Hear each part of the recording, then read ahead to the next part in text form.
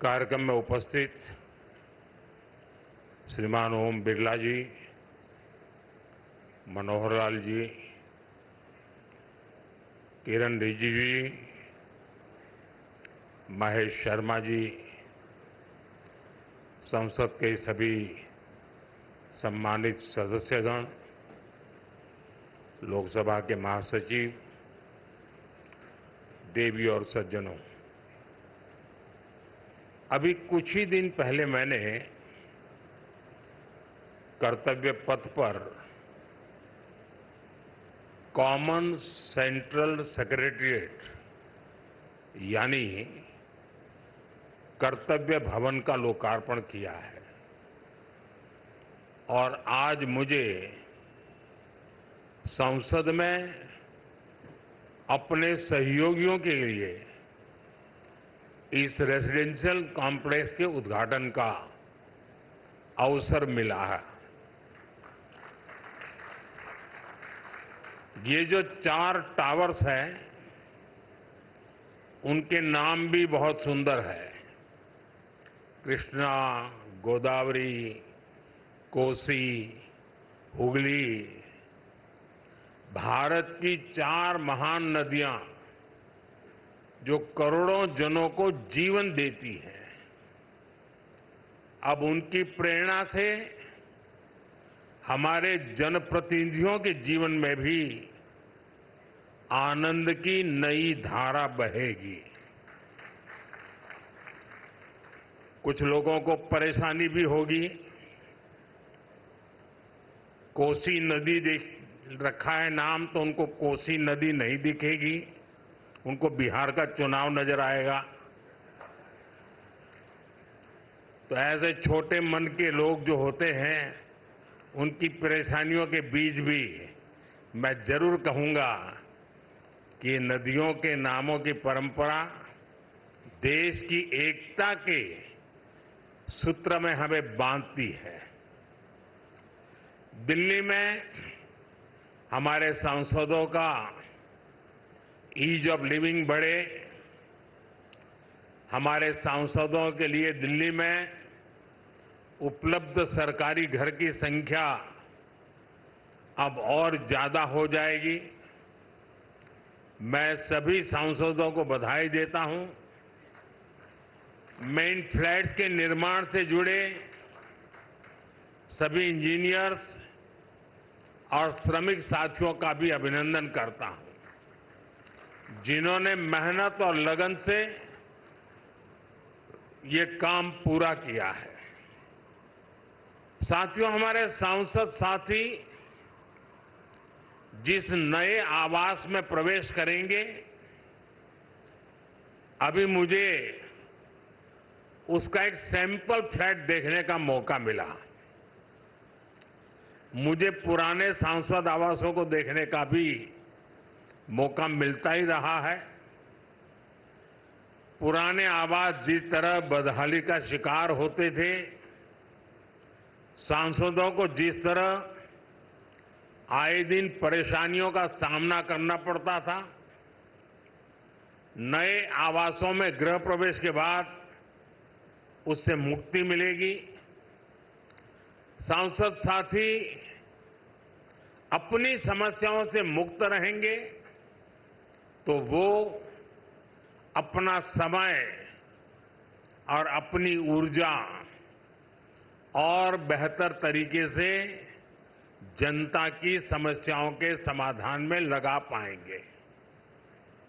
साथियों, आप सभी जानते हैं, दिल्ली में पहली बार जीत कर आए सांसदों को घर अलॉट करवाने में कितनी कठिनाई आती थी। नए भवनों से ये परेशानी भी दूर होगी। एक मल्टी स्टोरी बिल्डिंग्स में 180 से ज्यादा सांसद एक साथ रहेंगे।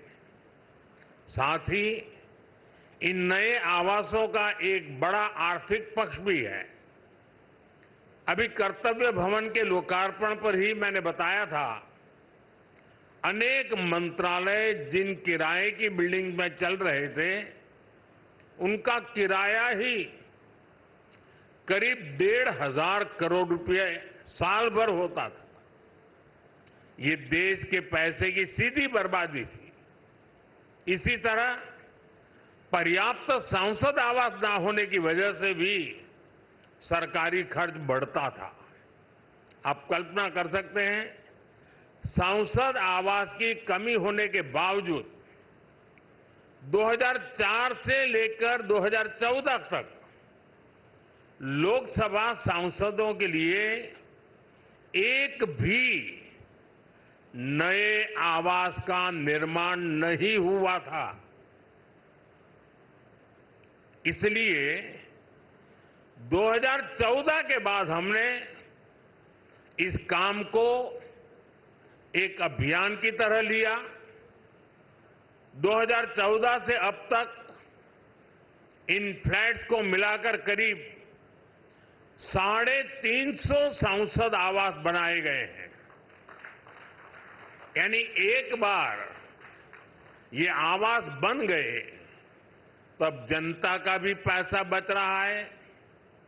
साथियों, 21वीं सदी का भारत जितना विकसित होने के लिए अधीर है, उतना ही संवेदनशील भी है।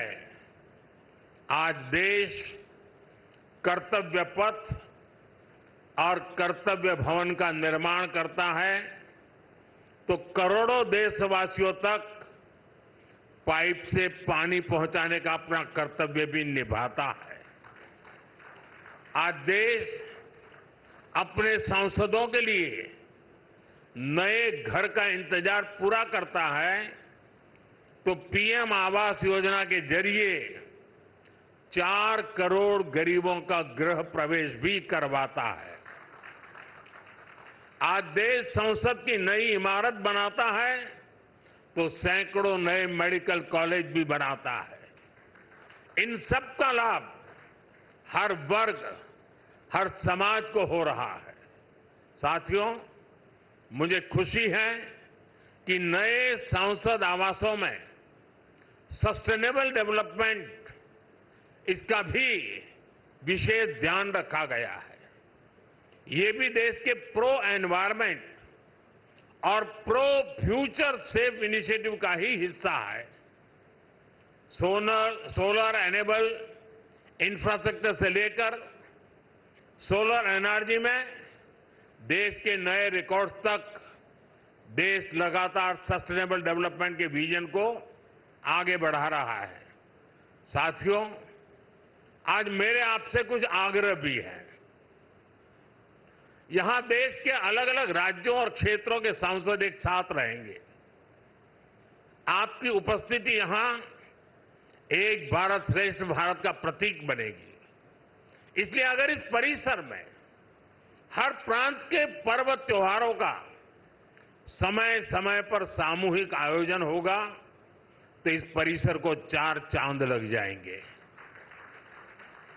आप अपने क्षेत्र की जनता को भी बुलाकर इन कार्यक्रमों में उनकी भागीदारी करवा सकते हैं। आप अपने अपने प्रांतों की भाषा के कुछ शब्द भी एक दूसरे को सिखाने का प्रयास कर सकते हैं। सस्टेनेबिलिटी और स्वच्छता, ये भी इस बिल्डिंग की पहचान बने, ये हम सबका कमिटमेंट होना चाहिए। न केवल सांसद आवास बल्कि पूरा परिसर हमेशा साफ स्वच्छ रहे तो कितना ही अच्छा होगा। साथियों, मुझे आशा है हम सब एक टीम की तरह काम करेंगे। हमारे प्रयास देश के लिए एक रोल मॉडल बनेंगे और मैं मंत्रालय से और आपके आवास कमेटी से आग्रह करूंगा, क्या साल में 2 या 3 बार ये सांसदों के जितने परिसर है उनके बीच स्वच्छता की कंपटीशन हो सकती है क्या? और फिर घोषित किया जाए कि आज ये जो ब्लॉक था वो सबसे ज्यादा स्वच्छ पाया गया। हो सकता है 1 साल के बाद हम ये भी तय करें कि सबसे अच्छे वाला कौन सा और सबसे बुरे वाला कौन सा, दोनों घोषित करे। साथियों, मैं जब ये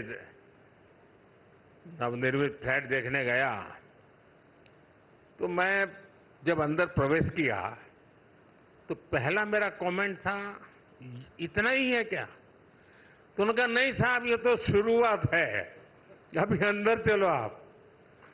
मैं हैरान था जी, मुझे नहीं लगता कि सारे कमरे आप भर पाएंगे।